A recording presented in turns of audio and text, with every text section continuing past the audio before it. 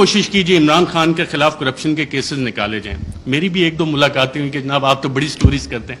میں نے کہا یار ایک شخص, اور یہ عمران خان صاحب بیٹھے ہیں, شاید آپ میں سے بہت سے لوگوں کو نہ پتا ہو, پی ایم آفس میں ہمارے بھی ذرائع ہوتے ہیں, اکثر پوری کابینہ پریشان ہوتی تھی کہ جناب بات ہم نے کی ہے, کہاں سے پتہ لگ گئی. وہ شخص جو پانی کی آدھی بوتل بھی ضائع نہیں ہونے دیتا بطور وزیر اعظم کے, یار یہ آدھی پانی کی بوتل میں نے ابھی رکھی, کیوں اٹھا کے لے گئے, وہ کرپشن کرے گا. میں نے سمجھائی لوگوں کو یہ بات, لیکن پلے بک کیونکہ وہی پرانی تھی, کیا کرپشن کے کیسز نکالو, ڈسکریڈٹ کرنا ہے, کرپشن تھوپنی ہے. مسٹر اے بی سی کا فلانا دوست ہے, اس سے نکال کے لاؤ. کچھ نہیں, آج 2.25 مہینے ہو گئے, کوئی کرپشن نہ نکلے گا. عمران خان کا کرپشن کا کیس نہیں نکل سکتا, نہ نکلے گا.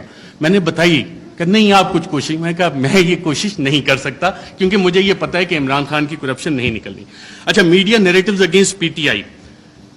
فرینچ ریولوشن جب آیا تھا تو اس وقت ایک تھاٹ تھا کنگ لوئی کا, میں ریاست ہوں, میں بادشاہ ہوں, میں قانون ہوں. اور یہی چیز ہم نے دیکھی کہ جب media narratives P T I کے خلاف بن رہے تھے, ابھی حال ہی میں آپ اگر آئی ایم دا کنگ کا دیکھ لیں, the king can do no wrong. King ہمیشہ, جو بادشاہ ہے وہ ہمیشہ اچھی چیزیں ہی کرتا ہے. فیٹے پہ پوری حکومت نے کام کیا, ہماد اظہر بھی ادھر ہیں, لیکن پی ٹی آئی نے کام نہیں کیا, بادشاہ نے سب سے اچھا کام کیا. آئی ایم دا لا, قانون میں ہی ہوں. پولیٹیکلی آئسولیٹ کرو پی ٹی آئی کو. آج پی ٹی آئی واقعی پولیٹیکلی آئسولیٹڈ ہے. کون سی سیاسی جماعت ہے جو پی ٹی آئی کے ساتھ اتحاد میں کھڑی ہے؟ سب ایک طرف ہو گئے, لیکن ایک سٹرینتھ گین ہوئی اس میں. پاکستان کی عوام بغیر کسی کال کے نکل آئے, اور شاید جو وزیر اعظم عمران خان کا آخری دن تھا وزیر اعظم ہاؤس میں, اس وقت جو لوگ نکلے اور جنہوں نے رپورٹ کیا, آئی تھنک عمران ریاض تھے, باقی ہم لوگ بھی تھے, ان سب نے ایک بات نوٹ کی. آپ نے خود بھی اپنا دفتر چھوڑنا ہونا, کافی ٹائم لگتا ہے, کہ ایک شخص فوراً اٹھ کے چلا گیا اور کہا, جب سوال جواب ہوئے, کوئی رہ تو نہیں گیا, اکیلا کر دیا, اب اس کے ساتھ کس نے کھڑا ہونا ہے؟ پاکستان کی عوام کھڑی ہوئی. یہ وہ ڈفرینٹ فیکٹر تھا, چینج تھی, جس کو کسی بھی سازشی نے کیٹر نہیں کیا ہوا تھا. یہ وہ ویریبل تھا, عوام کا ویریبل تھا, جس کی وجہ سے یہ چیزیں. میں کوئکلی تھوڑا سا 2 منٹ اگر آپ کی اجازت ہو تو سائفر کے اوپر بھی بات کرنا چاہوں گا. سائفر پہ بھی میڈیا نیریٹیوز بڑے بڑے مزے کے بنے, اس پہ اور ڈیبیٹ بھی ہو سکتی تھی, کافی مزے کی چیزیں تھی. پہلا کیا بنا جی, پہلی میڈیا نے رپورٹ کرنا شروع کیا اور باقاعدہ یہ بتایا گیا کہ جی سائفر تو ایگزسٹ ہی نہیں کرتا, سائفر نام کی تو کوئی بلا ہی نہیں ہے. پھر دوسری چیزیں, میڈیا کی یہ سٹوریز آئیں اور ریکارڈ کے اوپر موجود ہیں, پرنٹ کیے ہیں, ٹی وی پروگرامز ہیں, کہ سائفر تو یہ ایزمپشنز پہ بیسڈ ہے. وہ ایزمپشنز ہیں ہمارے ایمبیسڈر کی یا کس کی. پھر یہ بھی کہانیاں میڈیا میں آئیں کہ جی یہ تو فارن آفس میں خود ہی پی ٹی آئی والوں نے بیٹھ کے بنا لیا ہے, یہ تو شاہ محمود قریشی نے خود ہی بیٹھ کے بنا لیا ہے. پھر جب وہ بھی ساری چیزیں, کیونکہ سائفر ایگزسٹ کرتا تھا, سائفر موجود تھا, پھر کہا گیا جی کانسپریسی کا ایویڈنس کوئی نہیں ہے. اچھا, پھر عمران خان بطور وزیر اعظم, میرا خیال وہ کرکٹ کھیل رہے تھے, اور جب انہوں نے کہا تھا کہ مینٹلی میں اسٹرانگ ہوں, تو بہت سے لوگوں نے انڈر ایسٹیمیٹ کیا. انہوں نے کابینہ کی بھی کمیٹی بلائی, کابینہ کی اسپیشل کمیٹی غالباً 30 مارچ کو ہوئی.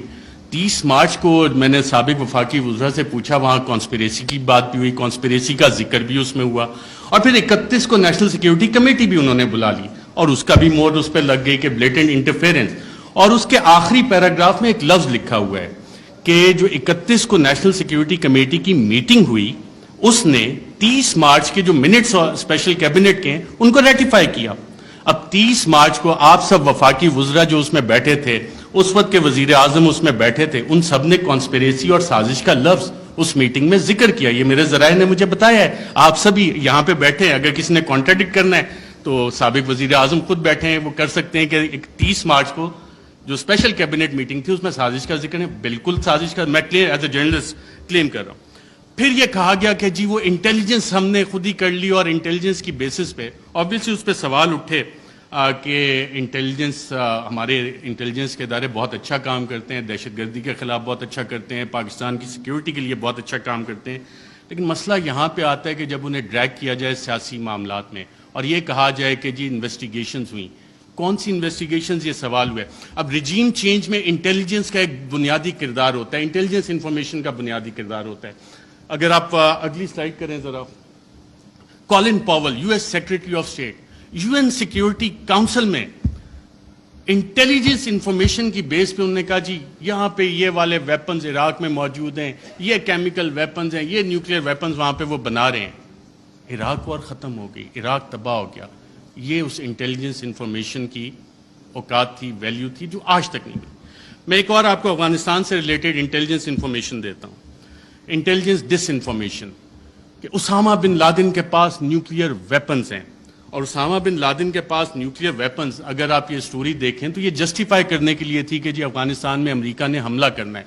और उस वक्त आप तमाम अमरीकी अखबारात उठा लें, वर्ल्ड एक्सक्लूसिव डॉन ने भी फ्रंट पेज पे छापा कि जी एक एक्सक्लूसिव इंटरव्यू हुआ है, उसामा बिन लादेन के पास न्यूक्लियर वेपन्स हैं। वो न्यूक्लियर वेपन्स आज तक नहीं निकले। तो ये होती है इंटेलिजेंस इंफॉर्मेशन। जब तक आप तहकीकात नहीं करते, उसे वेरीफाई नहीं करते, बहुत सी जेआईटीज में इंटेलिजेंस इंफॉर्मेशन आती है, बहुत अच्छा काम होता है, लेकिन उसकी वेरिफिकेशन चाहिए होती है। इंटेलिजेंस और इंटेलिजेंट इंफॉर्मेशन में फ़र्क होता है। इसके अलावा बहुत सारी चीज़ें हैं। प्रोपेगेंडा पे अगर हम जाएं, डी क्लासिफाइड डॉक्यूमेंट्स बहुत सारे आ गए, चिली के हवाले से, ईरान के हवाले से, क्योंकि टाइम मेरे पास कम है।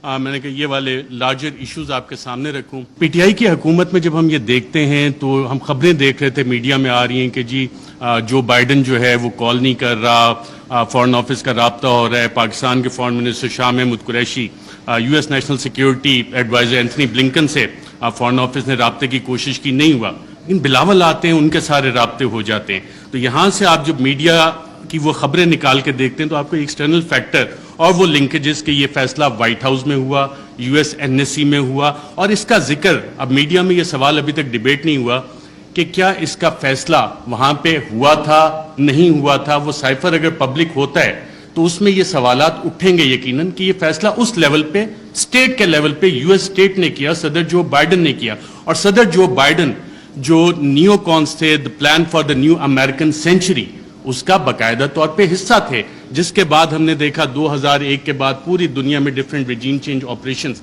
बाकायदा तौर पे लॉन्च किए गए। इराक उसकी एक मिसाल है। इंटरनल फैक्टर्स पे जब हम आते हैं, मैं बड़ा ब्रीफ रखूंगा क्योंकि मेरा टाइम बताया गया 10 मिनट का है। इंटरनल फैक्टर्स को जब हम देखते हैं तो इसमें ज़ाती अना के मसले आ जाते हैं, कुछ इदारों के मसाइल आ जाते हैं, कुछ सियासी मुफादात आ जाते हैं। और इसमें एक सवाल जब हम इंटरनल फैक्टर्स का देखते हैं तो बड़ा सवाल ये बनता है कि मुल्क का कौन सोचता है, पाकिस्तान का कौन सोचता है।